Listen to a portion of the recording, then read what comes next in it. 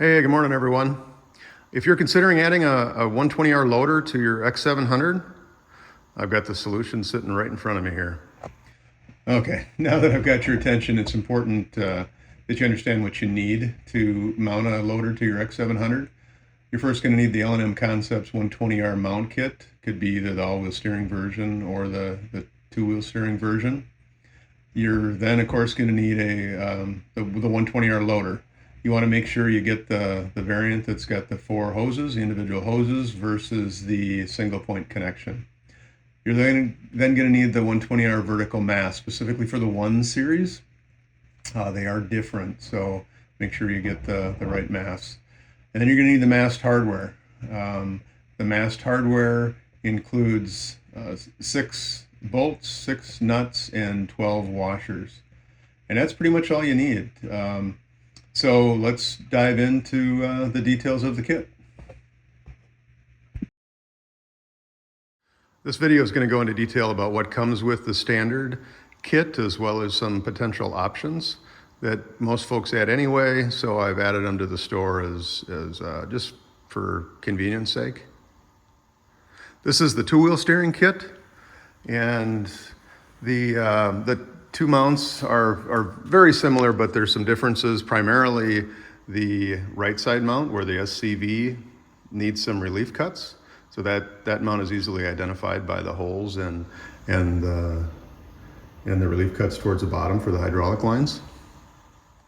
All the mounts are fully TIG welded and powder coated in a semi-gloss black that matches the OEM finish of the X700 frame. And if you want a different color, we could potentially do that. All the customers to date have ordered the semi-gloss black, and I think that complements the tractor well. But we could do a John Deere green, for example, if you wanted to. Likely would add some lead time if you picked a special finish like that. But let's talk about it beforehand. But right now, the standard finish is going to be the semi-gloss black. The item you see next to the mount is the replacement forward pedal arm that's needed to address a clearance issue between the OEM pedal arm and the new right side mount, the primary support tube. The factory pedal arm had like a belly right in this area, and it would interfere with the primary support tube. So I took the OEM design and just essentially got rid of the belly.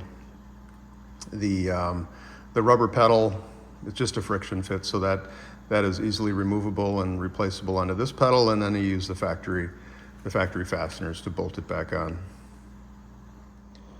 There are 3 bags of hardware that come with the standard mounts. The first bag, bag A, comes with all the nuts and bolts for the primary mounts. There's 14 of them. There's 7 on each side.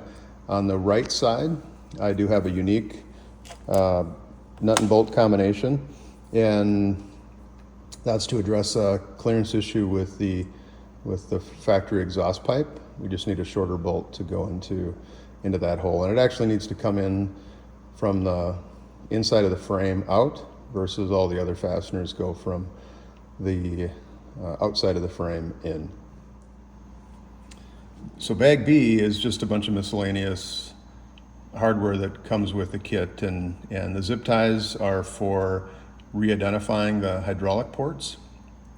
The 120R hydraulic ports are colored different than the X700, so you can retain your existing caps and just use the zip ties to identify which hydraulic lines from the 120R loader go into which hydraulic ports on the X700.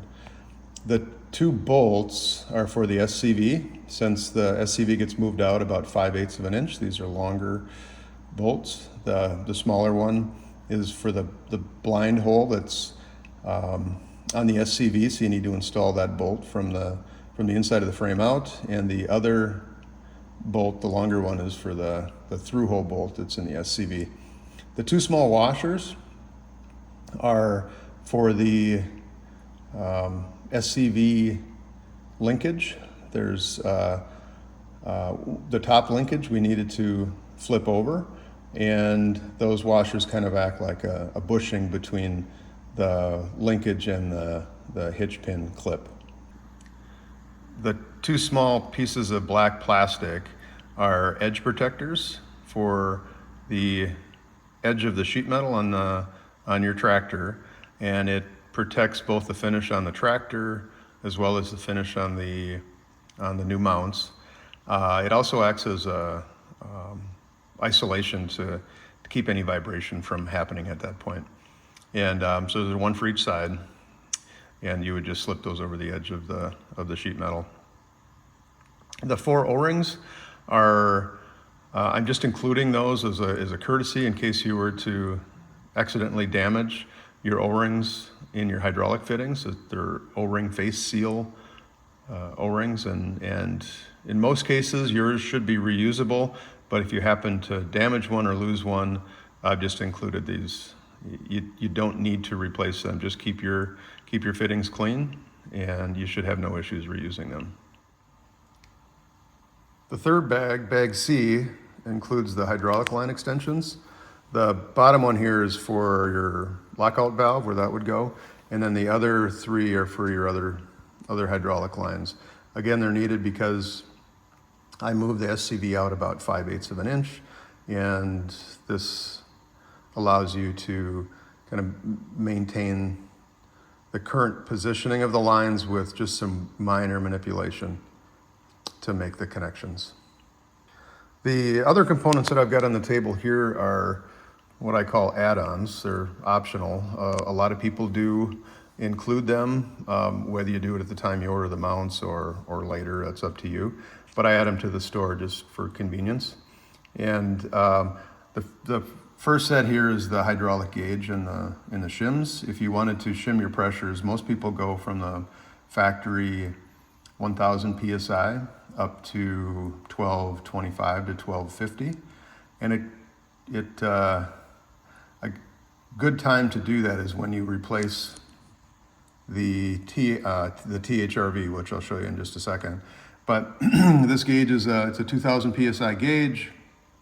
Since you're only shimming your pressures to 1225, 1250, you get the tolerance in the gauge that lets you dial that in versus using like a 5000 PSI gauge.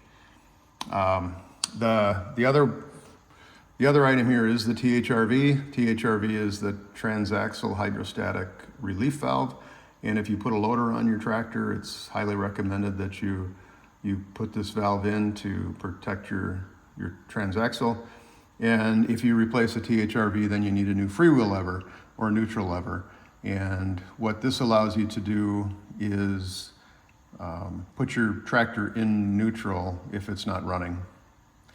This THRV happens to be a all-wheel drive version. The one that ends in 43 is the two-wheel drive version.